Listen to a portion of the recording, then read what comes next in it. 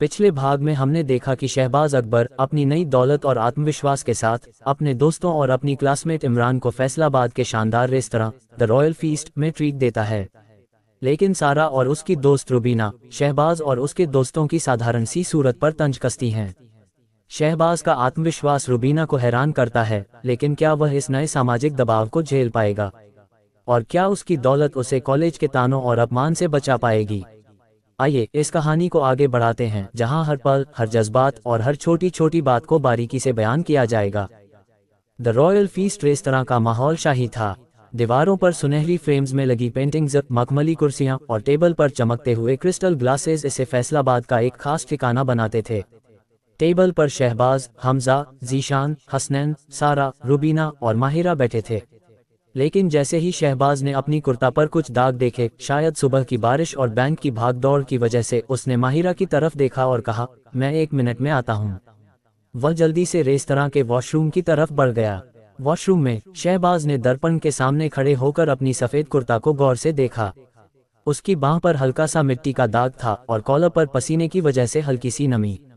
उसने साबुन और पानी से दाग साफ करने की कोशिश की, लेकिन उसका ध्यान बार बार आयशा की बातों पर जा रहा था। तू मुझे वो जिंदगी नहीं दे सकता, उसकी आवाज़ अभी भी उसके कानों में गूंज रही थी।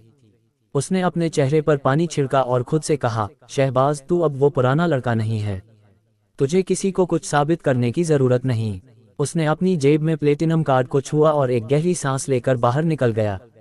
वापस टेबल पर हमजा और जीशान रुबीना और सारा की दोस्त बिल्किस के साथ बात करने की कोशिश कर रहे थे। बिल्किस, जिसने एक चटकीली हरी ड्रेस पहनी थी और अपने बालों को एक स्टाइलिश बन में बांधा था, बेहद खूबसूरत थी। उसकी आंखें चमक रही थीं और उसका हंसने का अंदाज हमजा को दीवाना बना रहा था। हमजा ने अपनी चिरपरिचित हंसी के साथ कहा, बिल्किस जी आप तो बिल्कुल बॉलीवुड की हीरोइन लग रही हैं। कभी कोई फिल्म में काम किया? बिल्किस ने एक हल्की सी मुस्कान दी, लेकिन उसकी नज़रें साफ बता रही थीं कि वह हमजा की इस तारीफ से प्रभावित नहीं थी। सारा और रुबीना ने एक दूसरे की तरफ देखा और हंस पड़ी। रुबीना ने धीमे से सारा से कहा, ये लोग क्या सोचते हैं? इनकी साधारण सी शक्ल और पुराने कपड़ों में हमसे बात करेंगे। सारा ने हसनैन की तरफ देखकर कहा, हसनैन तुम्हारे दोस्त तो ठीक हैं, लेकिन हमें कुछ पॉश लोग चाहिए थे। हमजा और जीशान का चेहरा लटक गया। हमजा ने हंसकर माहौल हल्का करने की कोशिश की, अरे सारा जी, स्टाइल तो दिल में होता है, कपड़े तो बस एक बहाना है। लेकिन रुबीना ने ठंडे लहजे में जवाब दिया, हाँ लेकिन स्टाइल के साथ पैसा भी तो चाहिए। हसनैन ने स्थिति को संभालने की कोशिश की, चलो यार अब सीटिंग अरेंज कर लेते हैं, खाना आने वाला है। उसने टेबल की तरफ इशारा किया, लेकिन बिल्किस ने तुरंत मना कर दिया, मैं हमजा या जीशान के बगल में नहीं बैठूंगी। सारा तुम मेरे पास बैठो। हमजा और जीशान ने एक दूसरे की तरफ देखा, उनकी शर्मिंदगी साफ दिख रही थी। माहिरा, जो चुपचाप ये सब देख रही थी, ने हल्के से शहबाज की तरफ देखा, जैसे कह रही हो कि वह कुछ करे।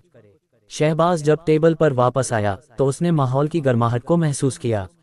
वह चुपचाप अपनी कुर्सी पर बैठ गया, लेकिन रुबीना ने उसे देखते ही अपनी भौहें चढ़ाईं। अरे ये तो वही लड़का है, उसने सारा की तरफ देखकर कहा। यही वो क्लमसी इंसान था जो आज सुबह मेट्रो स्काई बैंक में मुझसे टकराया था। मेरा पर्स गिर गया था और इसने माफी तक नहीं मांगी। सारा और बिल्किस ने हैरानी से शहबाज की तरफ देखा। सारा ने पूछा, सच में ये वही लड़का है? रुबीना, तुमने तो बताया था कि वहाँ कुछ तमाशा हुआ था। रुबीना ने गुस्से में कहा, हाँ ये वही है। बैंक में ये किसी डिलीवरी बॉय की तरह भाग रहा था, पता नहीं वहाँ क्या कर रहा था, शायद किसी का सामान चुराने गया था। शहबाज ने शांति से जवाब दिया, रुबीना जी वह मेरी गलती थी, मैं जल्दी में था और मुझसे टक्कर हो गई। मैंने माफ़ी मांगने की कोशिश की थी, लेकिन आप बहुत गुस्से में थीं। उसकी आवाज़ में ईमानदारी थी, लेकिन रुबीना को ये बात और भड़का गई। माफ़ी? तुम जैसे लोग सिर्फ बहाने बनाते हैं। मैं यहाँ नहीं रुकूंगी जहाँ ऐसे लोग हों। उसने अपना पर्स उठाया और टेबल से उठकर बाहर की तरफ चल दी। माहिरा ने शहबाज की तरफ देखा और धीमे से कहा, इसे जाने दे शहबाज, वो बस अपने घमंड में डूबी है। शहबाज ने सिर हिलाया, लेकिन उसके चेहरे पर एक हल्की सी उदासी थी। वह नहीं चाहता था कि उसके दोस्तों को इस तरह अपमानित किया जाए। रेस्तरां के बाहर रुबीना तेजी से सतियाना रोड की तरफ बढ़ रही थी, जहां उसकी स्कूटी पार्क थी। उसका गुस्सा अभी ठंडा नहीं हुआ था। जैसे ही वह सड़क पर पहुंची, एक जवान लड़का जिसने चमकदार लेदर जैकेट और सनग्लासेस पहने थे उससे टकरा गया। वह लड़का जिसका नाम अली था रुबीना की खूबसूरती पर फिदा हो गया। उसने रुबीना को रोककर कहा, अरे मिस, आप तो बिल्कुल मॉडल लग रही हैं, क्या मैं आपका नंबर ले सकता हूँ? रुबीना ने गुस्से में उसकी तरफ देखा और जोर से थप्पड़ मार दिया। हद है, तुम्हारी हिम्मत कैसे हुई? वह चिल्लाए और अपनी स्कूटी स्टार्ट करके वहां से निकल गई। अली ने अपने गाल को सहलाया और मुस्कुराते हुए बुदबुदाया, वाह क्या स्टाइल है। रेस्तरां के अंदर सारा ने बिल्किस और अपनी दूसरी दोस्त फातिमा को मनाने की कोशिश की। फातिमा ने एक सफ़ेद सलवार कमीज पहनी थी और अपने फ़ोन पर कुछ देख रही थी। उसने कहा, सारा, मैं तो बस खाने के लिए रुक रही हूँ, लेकिन तुम्हारे बॉयफ्रेंड के दोस्त थोड़े अजीब हैं। सारा ने हंसकर कहा, चलो खाना तो खा लो। शहबाज ने बड़ी बड़ी बातें की हैं, देखते हैं क्या करता है। खाना आया, ग्रिल्ड लॉबस्टर, लैम्ब चॉप्स और कुछ विदेशी डेसर्ट्स। टेबल पर सभी की आंखें चमक उठीं। हमजा ने मजाक में कहा, शहबाज भाई, ये क्या, तूने तो पूरा रेस्तरां खरीद लिया। शहबाज ने हल्की सी मुस्कान दी और कहा, बस दोस्तों को खुश करना चाहता था। माहिरा ने शहबाज की तरफ देखा और धीमे से कहा, तू बदल गया है शहबाज, ये आत्मविश्वास कहाँ से आया? शहबाज ने सिर्फ मुस्कुराया और खाने में व्यस्त हो गया, लेकिन सारा और फातिमा की नज़रें बार बार उस पर थीं, जैसे वे ये समझने की कोशिश कर रही हों कि यह साधारण सा लड़का इतना बड़ा खर्चा कैसे कर सकता है। लंच के बाद सारा और हसनैन ने सबसे पहले अलविदा कहा। सारा ने हसनैन का हाथ पकड़ा और कहा, चल हमें कहीं और जाना है। बिल्किस और फातिमा भी जल्दी से निकल गईं, लेकिन जाने से पहले फातिमा ने शहबाज की तरफ देखकर कहा, शहबाज, तूने अच्छा खाना खिलाया, लेकिन अगली बार थोड़ा स्टाइल लाना। उसकी बात में तंज था, लेकिन शहबाज ने सिर्फ सिर हिलाया। शहबाज, हमजा, जीशान और माहिरा कॉलेज की कैंटीन में वापस आए। वहाँ का माहौल हमेशा की तरह हल्का फुल्का था। कुछ स्टूडेंट्स बर्गर और समोसे खा रहे थे तो कुछ अपने फ़ोन पर गेम खेल रहे थे। हमजा ने अपना फ़ोन निकाला और एक लाइव स्ट्रीमिंग ऐप खोला, जहां उनकी क्लासमेट मरियम की लाइव स्ट्रीम चल रही थी। मरियम कॉलेज की एक पॉपुलर इंस्टा इन्फ्लुएंसर थी, जो अपने म्यूज़िक कवर और फैशन वीडियोज़ के लिए जानी जाती थी।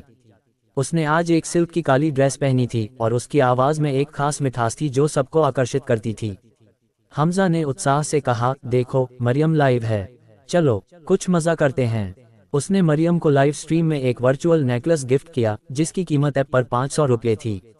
मरियम ने स्क्रीन पर हमजा का नाम देखा और हंसते हुए कहा, थैंक्स हमजा भाई, ये नेकलेस तो बहुत खूबसूरत है। लेकिन तभी कैंटीन में बैठा एक और क्लासमेट फरहान, जो हमेशा हमजा का मजाक उड़ाता था, ने जोर से हंसते हुए कहा, अरे हमजा, तू मरियम को इम्प्रेस करने के लिए 500 रुपये का गिफ्ट भेज रहा है, तेरा बजट तो समोसे से ज़्यादा नहीं है। कैंटीन में कुछ लड़के हंस पड़े और हमजा का चेहरा शर्मिंदगी से लाल हो गया। माहिरा ने फरहान की तरफ गुस्से से देखा और कहा, फरहान, तुझे हर बार मजाक उड़ाने की ज़रूरत नहीं है। हमजा ने दिल से गिफ्ट दिया, तू उसका मजाक क्यों उड़ा रहा है? लेकिन फरहान ने हंसते हुए कहा, अरे माहिरा, तू इनके लिए इतना क्यों बोल रही है? ये लोग तो बस कैंटीन में बैठकर सपने देखते हैं।